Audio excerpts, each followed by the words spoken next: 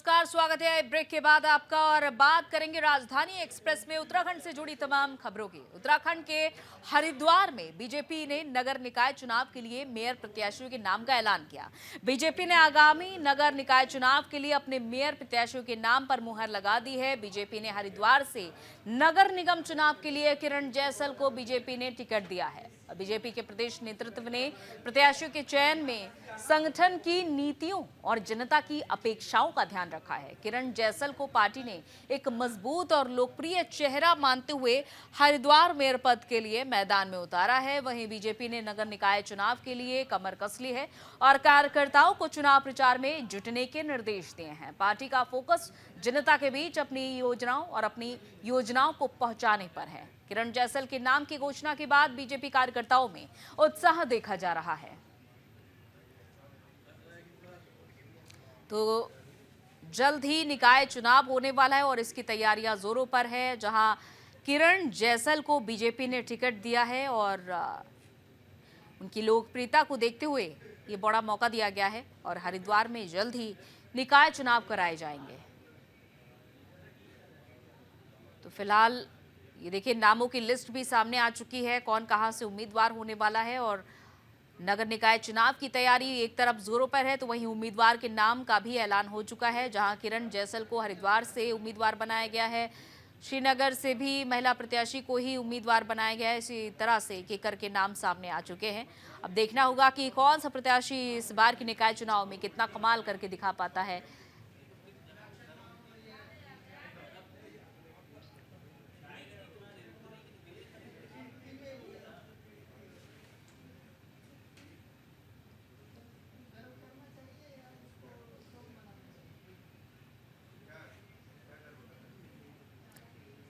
तो उत्तराखंड में नगर निगम चुनाव को लेकर देखिए सूची भी आ चुकी है प्रत्याशियों की, कौन कहां से उम्मीदवार होगा ये भी तय हो चुका है। और अब बीजेपी की ओर से इस फिलहाल सूची आई है, जहां हरिद्वार से किरण जैसल को उम्मीदवार बनाया गया है। तो वहीं अलग अलग क्षेत्रों से उम्मीदवारों की सूची सामने आई है।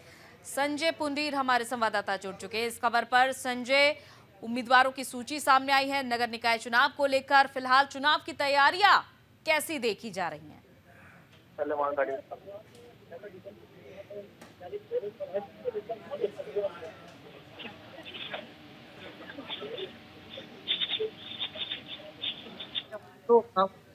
जैसा बताया है, जिस प्रकार अब भाजपा के प्रत्याशी है उसमें उत्साह नजर आ रहा है। क्योंकि लगातार देख रहे हैं जैसल है, वो उनकी लोकप्रियता और जनता के बीच उनके प्रति भी कहीं ना कहीं उत्साह देखने को मिल रहा है। क्योंकि हम लंबे इंतजार के बाद देख रहे थे भाजपा और कांग्रेस दोनों ही पार्टी अपने अपने उम्मीदवार की तलाश कर रही थी, जिसमें सबसे पहले यही आकांक्षा यही जताया जा रहा था कि कहीं ना कहीं जो लोकप्रियता हो, प्रत्याशी ऐसा हो जिसके जनता के बीच रुचि हो और लोकप्रियता हो। यही वजह है कि अब भाजपा ने अपनी सूची जारी कर दी है, जिसके बाद अब कहीं ना कहीं जो भाजपा के कार्यकर्ता है, नेता है, उनमें काफी उत्साह यहाँ पे देखने को मिल रहा है। जी। और सूची भी जारी कर दी गई है, जैसा कि किरण जैसल को हरिद्वार से उम्मीदवार बनाया गया है। लेकिन इस तैयारी में जिस तरीके से बीजेपी उतरी हुई है, कितना सफल हो पाएगी, क्या उम्मीद जताई जाए? देखिए, सबसे पहले प्राथमिकता यही रहती है चुनाव में कि जनता यही चाहती है कि हमारा जो प्रत्याशी हो वो जनता के हितों में हो और जो विकास कार्य होने चाहिए उनको कहीं ना कहीं प्राथमिकता देनी चाहिए। क्योंकि हम लगातार देख रहे थे कि सड़क सुरक्षा और स्वास्थ्य की बात की जाए तो तमाम इन मुद्दों को लेकर जनता अपना प्रत्याशी तलाश रही थी। उधर पार्टी की बात की जाए तो कांग्रेस की बात की जाए या फिर भाजपा की बात की जाए, दोनों ही पार्टी एक अच्छे उम्मीदवार की तलाश में। इसके बाद अब भाजपा ने अपनी सूची जारी कर दी और किरण जैसल को यहाँ पर मेयर प्रत्याशी बनाया है। उसके बाद अब देखने वाली बात होगी किस तरह से किरण जैसल भारतीय जनता पार्टी के भरोसे पर खरी उतर पाती है और किस तरह से जीत हासिल करती है। जी। चलिए, बने रहिए संजय आप हमारे साथ, और किस तरीके से आगे की तैयारी की जाती है। वहीं हल्द्वानी नगर निगम सीट से कांग्रेस के मेयर प्रत्याशी घोषित होने के बाद ललित जोशी ने कांग्रेस के वरिष्ठ नेता विकास पुरुष स्वर्गीय नारायण दत्त तिवारी को श्रद्धा सुमन अर्पित किए। वहीं कांग्रेस प्रत्याशी ललित जोशी ने कांग्रेस प्रवक्ता दीपक बलूटिया से उनके घर पर मुलाकात की। इस दौरान कांग्रेस कार्यकर्ताओं ने उनका जोरदार स्वागत भी किया और वहीं उन निकाय चुनाव को लेकर कांग्रेस से एकजुट है और अगले हफ्ते अगले एक हफ्ते के अंदर कांग्रेस के चुनाव का रुख बदला हुआ नजर आएगा। और इसको लेकर ललित जोशी ने कहा कि कांग्रेस के शीर्ष नेतृत्व से लेकर विधायक और कार्यकर्ताओं ने बड़ा दिल दिखाया है और कांग्रेस पूरी तरह से एकजुट दिखाई दी है। तो वहीं 30 दिसंबर को वो अपना नामांकन भी दाखिल करेंगे। तो एक तरफ नगर निकाय चुनाव की तैयारी जोरों पर देखी जा रही है और हल्द्वानी से भी मेयर प्रत्याशी के नाम का ऐलान हो चुका है कांग्रेस की तरफ से। आज पहली बार एकजुट दिख रही है और इसलिए मेरी हिम्मत है 6 दिन के भीतर मैं देखूंगा। आप देखेंगे चुनाव का जनता की मेहनत मदद से जाएगा, सर्व समाज से जाएगा, सर्व समाज से जाएगा, किसी एक व्यक्ति से नहीं जाएगा, सर्व समाज से। आप देखिए ये चुनाव जो है ये हमारे चुनाव को जनता लड़ाएगी। मैं भारतीय जनता पार्टी के जो हमारे जो काफ़ी मित्र हैं उनके अंदर में जो पीड़ा मैं जानता हूँ, अरे मत सोचना हमें उनके साथ आइए, मौका है। मैं आप ही का तो आदमी हूँ, मेरा कौन सा कोई बाप दादा बहुत बड़ा नेता मंत्री था उसकी वजह से मेरा ये सब कुछ हो गया। अब बहुत बड़ा अच्छा संघर्ष, अच्छा बुरा सब देखा है मैंने अपनी लाइफ में। मैं जानता हूँ वहाँ जो हो रहा है वही हमारी जीत की कुंजी है।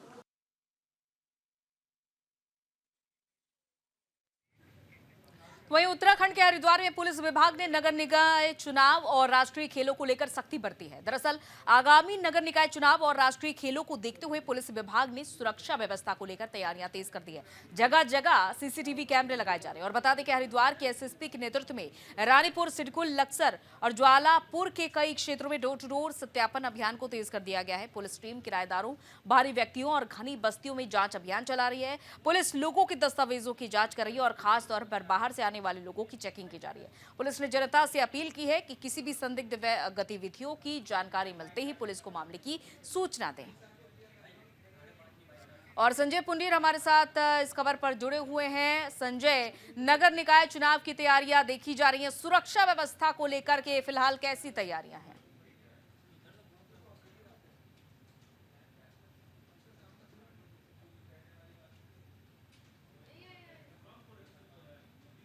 वहां पर भी पूरी तरह चेकिंग चल रही है। उसके अलावा अगर शहरी क्षेत्र की बात की जाए तो शहरी क्षेत्र में भी लगातार पुलिस का अभियान जारी है, क्योंकि लगातार हम देख रहे हैं कि पुलिस सुबह होते ही सड़कों पर उतर जाती है और घर घर जाकर डोर टू डोर सत्यापन अभियान चलाती है, क्योंकि चुनाव को सकुशल संपन्न कराना पुलिस की एक बड़ी जिम्मेदारी है।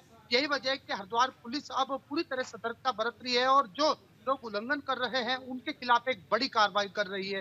यानी कह सकते हैं कि किसी भी तरह की लापरवाही चुनाव में ना हो, नए साल का पर्व है, सकुशल संपन्न हो। इसी के लिए अब लगातार हरिद्वार पुलिस सुरक्षा के मद्देनजर प्राथमिकता दे रही है कि किसी भी तरह जो बाहरी राज्यों के रहने वाले लोग हैं, हरिद्वार में रह रहे हैं, उनका सत्यापन जरूरी हो। तो हम लगातार देख रहे हैं कि जो पुलिस है उल्लंघन करने वालों के खिलाफ एक यहाँ पर चलानी कार्रवाई भी कर रही है। जी। और कार्रवाई भी की जा रही है। क्या अभी तक कुछ बाहरी व्यक्तियों को इस तरह से पकड़ा गया है जो संदिग्ध हों पुलिस की नजर में? देखिए, पुलिस लगातार पूछताछ कर रही है और घर घर जाकर एक अभियान चला रही है। जिन लोगों ने सत्यापन नहीं कराया है उनके खिलाफ एक बड़ी कार्रवाई कर रही है। पुलिस का यह कहना है कि आगे भी इस तरह का अभियान जारी रहेगा, क्योंकि जैसे जैसे चुनावी तारीख नजदीक आ रही है वैसे वैसे अभियान को एक कहीं ना कहीं बड़ा रूप दिया जा रहा है। हालांकि नए साल के मद्देनजर भी तमाम यहाँ सुरक्षा इंतजाम किए गए हैं। सड़कों पर यातायात व्यवस्था करने के लिए पुलिस सड़कों पर उतरी हुई है, क्योंकि लगातार यही देखते हैं कि जब नए साल का पर्व होता है, कोई बड़ा पर्व होता है, उसी के मद्देनजर ट्रैफिक जाम की स्थिति ना हो, इसके लिए भी तमाम यहाँ इंतजाम। लेकिन क्या संजय, जैसा कि आप जानकारी दे रहे हैं कि सत्यापन कराना जरूरी है, क्या कोई टूरिस्ट है और वो बाहर से आ रहा है, क्या उसे पहले से अपना सत्यापन कराना होगा तब जाकर कहीं उसे एंट्री मिलेगी? क्या कोई ऐसी व्यवस्था वहां पर की गई है? देखिए, इस तरह का अभी मामला नहीं है, लेकिन जो बाहरी राज्यों के रहने वाले यहाँ लोग रहते हैं, उनके जो रिश्तेदार होते हैं वो मिलने के लिए हरिद्वार पहुंचते हैं और यहाँ पर 1-2 दिन रहते हैं, तो उनका सत्यापन अनिवार्य है। क्योंकि हम लगातार देखते हैं कि जब नए साल का पर्व होता है तो लोग देवभूमि का रुख करते हैं। पंजाब, हरियाणा, हिमाचल से लोग देवभूमि का रुख करते हैं, तो ऐसे में लोगों का सत्यापन कराना जरूरी है और चुनावी तारीख भी नजदीक है। तो ऐसे में प्राथमिकता पुलिस की यही बन जाती है कि सुरक्षा के मद्देनजर सभी का सत्यापन होना चाहिए और जो लोग सत्यापन नहीं कराते हैं तो उनके खिलाफ चालानी यहाँ पर कार्रवाई की जाती है। जी। चलिए, बहुत बहुत शुक्रिया संजय तमाम जानकारी के लिए। और इधर उत्तराखंड के बड़कोट में नगर पालिका अध्यक्ष के निर्दलीय प्रत्याशी अजय रावत ने अपना नामांकन दाखिल कर दिया है। बता दें कि अजय रावत ने बीजेपी से टिकट की मांग कर रहे थे, लेकिन बीजेपी ने उनसे बीजेपी से टिकट नहीं मिलने पर नाराज अजय रावत ने बड़कोट से निर्दलीय उम्मीदवार के रूप में अपना नामांकन पत्र दाखिल कर दिया और बीजेपी पर कार्यकर्ताओं की अनदेखी करने का भी आरोप लगाया है। और दूसरी तरफ अजय रावत ने अध्यक्ष बनने के बाद नगर पालिका बड़कोट के चहुमुखी विकास का दावा भी किया है। भाजपा आज की डेट में एक विचार नहीं रह गया है। भाजपा यदि विचार होता तो हमें प्रत्याशी बनाती। आज भाजपा विचार परिवार नहीं, व्यक्ति परिवार हो गया है। आज आपने अपने समस्त नगर के समर्थकों के साथ बुजुर्गों, माताओं, बहनों के आशीर्वाद से निर्दलीय प्रत्याशी के रूप में नामांकन दर्ज किया है और भाजपा के द्वारा मेरे साथ किए गए अन्याय का जवाब नगर की जनता आने वाले चुनाव में देगी। उत्तराखंड में आगामी नगर निकाय चुनाव को लेकर नशाखोरी के खिलाफ अभियान को प्राथमिकता दी जाएगी। तो वहीं कृषि उत्पादन मंडी समिति अध्यक्ष और सामाजिक कार्यकर्ता संजय चोपड़ा ने कहा कि हरिद्वार एक पवित्र तीर्थ स्थल है और इसकी मर्यादा को बनाए रखना हम सभी का दायित्व है। नशाखोरी न केवल समाज के लिए घातक है बल्कि तीर्थ की गरिमा को भी ठेस पहुंचती है। उन्होंने ये भी कहा कि चुनाव के दौरान इस मुद्दे को प्रमुखता से उठाया जाएगा और जन समर्थन भी मिलेगा। देखिए, निकाय चुनाव के अंदर जो है क्षेत्रीय समस्याएं रहती हैं। क्षेत्रीय समस्याओं के साथ साथ जो विशेष रूप से हरिद्वार के अंदर जो मुद्दा है वो है नशाखोरी के विरुद्ध। आप नशाखोरी पर अगर आप देखेंगे कि जगह जगह आप देखेंगे कि शराब बड़ी आसानी से मिल जाती है, चाहे वो रोड़ी बेल वाला का क्षेत्र हो, चाहे वो बेल वाला का क्षेत्र हो, चाहे कोई सा चौराया हो, और जगह जगह स्मैक बिक रही है जिसमें जो हमारे नवयुवक हैं, युविताएँ, वो इस नशे की ग्रस्त में बढ़ती जा रही हैं। तो मेरा तो आपके माध्यम से ये आग्रह है कि सरकार को इसके विरुद्ध एक टास्क फोर्स का गठन किया जाना चाहिए। यदि कोई आसानी से इस चीज़ की शिकायत करता है, आपने देखा होगा 20 को बार छोड़िए, सैकड़ों बार मैंने गंगा के किनारे बियर पीते हुए, शराब पीते हुए लोगों को चेताया होगा।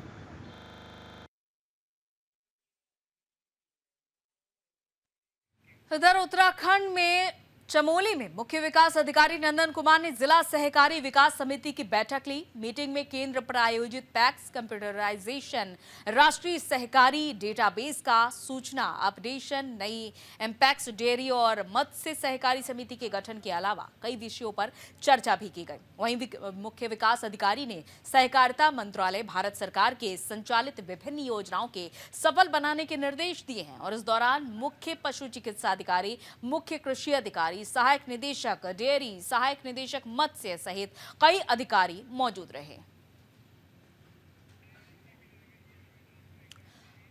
चलिए, अब अगली खबर का रुख करते हैं। उत्तराखंड के हरिद्वार में सोमवती अमावस्या स्नान पर्व को लेकर हरिद्वार पुलिस ने सुरक्षा के पुख्ता इंतजाम किए हैं। एसएसपी परमरिंदर सिंह ने ऋषिकुल ऑडिटोरियम में मेला ड्यूटी में तैनात पुलिस बल को ब्रीफिंग दी और जरूरी दिशा निर्देश दिए गए। तो वहीं मेला क्षेत्र को 14 जोन और 39 सेक्टर्स में बांटा गया है। वहां पुलिस बल शाम 4 बजे से तैनात रहेगा। स्नान पर्व के दौरान सीसीटीवी कैमरों से चप्पे चप्पे पर निगरानी रखी जाएगी और वहीं एसएसपी ने घाटों पर सुरक्षा व्यवस्था सख्त भी कर दी है और अतिक्रमण को हटाने और भीड़ नियंत्रित करने के लिए भी सभी अधिकारियों को समन्वय के साथ साथ काम करने के निर्देश दिए हैं। स्नान पर्व के दौरान लाखों श्रद्धालुओं के आने की संभावना है और बॉर्डर सुरक्षा सख्त कर दी गई है।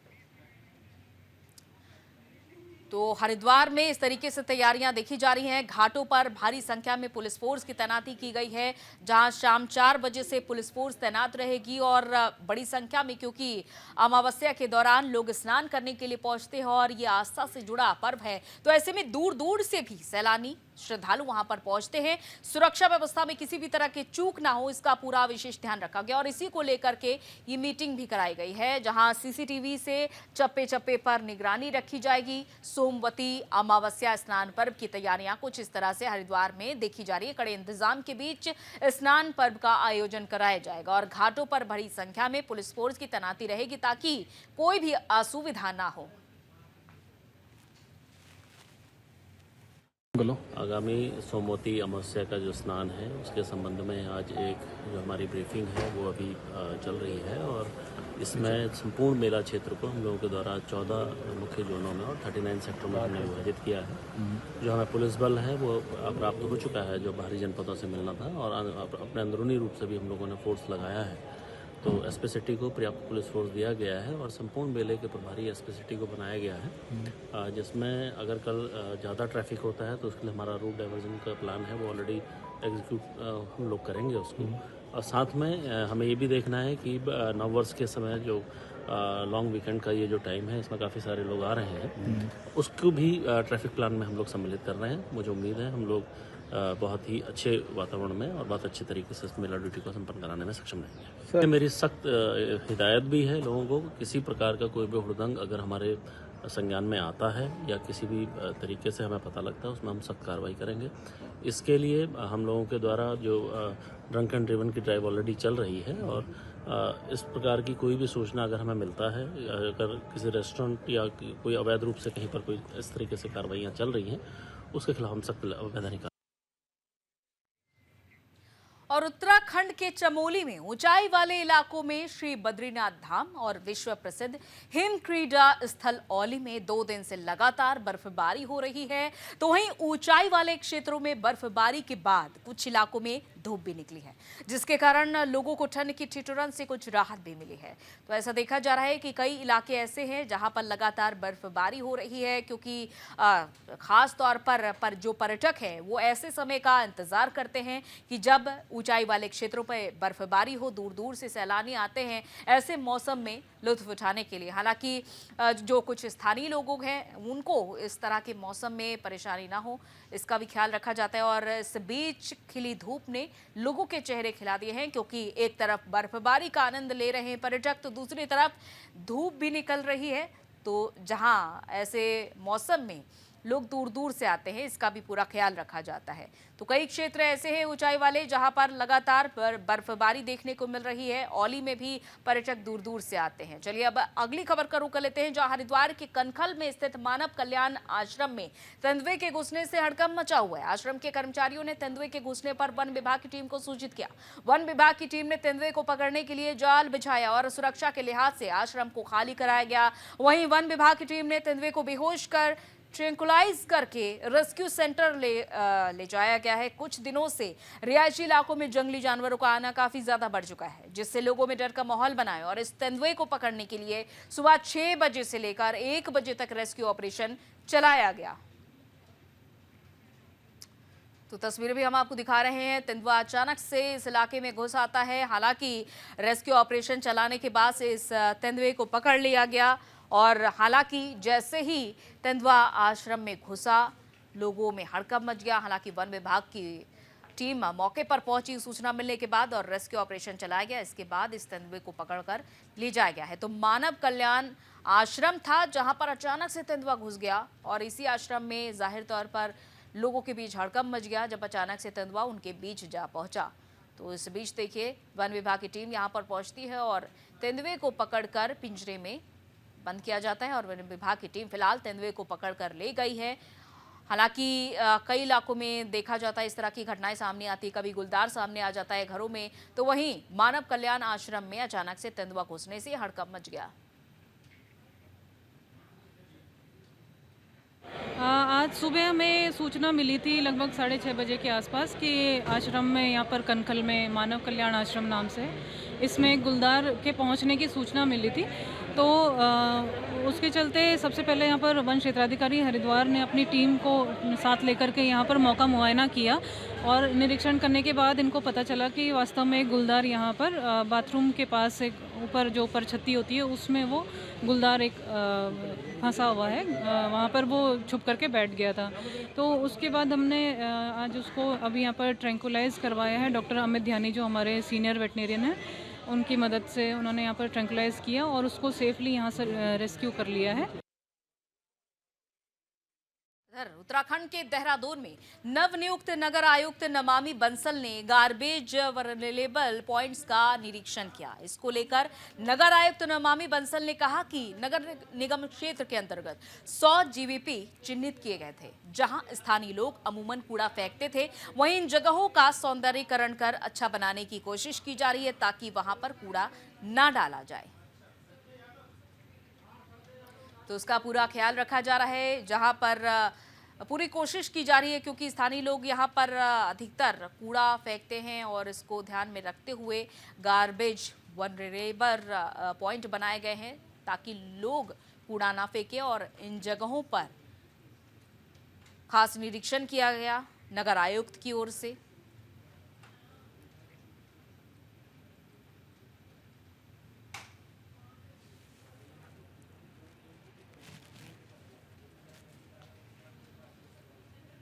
पॉइंट्स आइडेंटिफाई किए गए हैं जहां पर कि कूड़ा करकट सार्वजनिक स्थानों पर डाले जाने की एक टेंडेंसी पाई जाती है।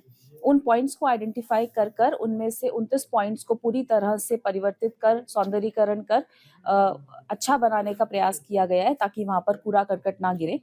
और इस प्रयास को आगे ले जाते हुए पूरे 100 जीवीपीज को कवर करने की योजना है।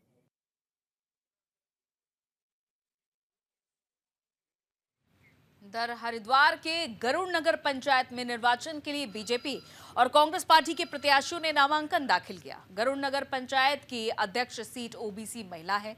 बीजेपी ने गरुड़ पंचायत अध्यक्ष के लिए ललिता वर्मा को मैदान में उतारा है, तो वहीं कांग्रेस ने नगर पंचायत अध्यक्ष के भावना वर्मा को मैदान में उतारा है। और बता दें कि 7 वार्डों से नवनिर्मित गरुड़ नगर पंचायत में पहली बार चुनाव हो रहे हैं। गरुड़ तहसील में नामांकन करने आए दोनों दलों के उम्मीदवारों ने जनता से वादा किया है कि जीत मिलने के बाद क्षेत्र को समस्याओं से निजात दिलाई जाएगी और इसी को लेकर के पूरी तैयारी भी की जा रही है। हालांकि उत्तराखंड में कई जिलों में नगर निकाय चुनाव होने हैं, जिसकी तैयारी पूरी देखी जा रही है, चाहे वो सुरक्षा व्यवस्था हो या फिर तमाम तैयारियों का जायजा लिया जा रहा है। साथ ही कांग्रेस और बीजेपी आमने सामने नजर आ रही हैं और दोनों ही ओर से प्रत्याशी उतारे गए हैं, जहां ये प्रत्याशी अपना नामांकन दाखिल करने पहुंच रहे हैं और जनता से वादे किए जा रहे हैं। चुनाव से पहले अब देखना होगा कि किसको जीत हासिल होती है इस बार के नगर निकाय चुनाव में और जनता से किए वादे कौन सी पार्टी पूरे कर पाती है। तो आप सब लोगों को प्रणाम करती हूँ और आप सभी लोगों का आभार व्यक्त करती हूँ कि आपने मुझे इस पद के लायक काबिल समझा और मैं सभी आप लोगों का धन्यवाद भी करती हूँ कि मैं अपने क्षेत्र के लिए मेरे क्षेत्र में जो परेशानियाँ हैं मैं उनको पूरी अपने विकास करूँगी और मुझे आप लोगों का सहयोग पहले चाहिए। आप लोग मुझे बताएंगे मुझे क्या करना है, कैसा करना है, तो मैं अपना सारा सहयोग कर दूँगी आप लोगों को। वर्मा गरुड़ नगर पंचायत क्षेत्र से कांग्रेस के अध्यक्ष पद की दावेदार हूँ और मैं आप सभी से आशीर्वाद और सहयोग की कामना करती हूँ। मैं भावना वर्मा इस गरुड़ क्षेत्र के लिए जो भी मेरे से बन पड़ेगा मैं सब प्रयास करूंगी। सर्वप्रथम पानी और सड़कें, बैंक, सब चीज़ की सुविधाएं प्रदान करूंगी। चलिए, राजधानी एक्सप्रेस में फिलहाल इतना ही। तमाम खबरों का सिलसिला अभी भी जारी है। रुक रहे हैं यहाँ पर एक छोटे से ब्रेक के लिए, जल्द लौटते हैं।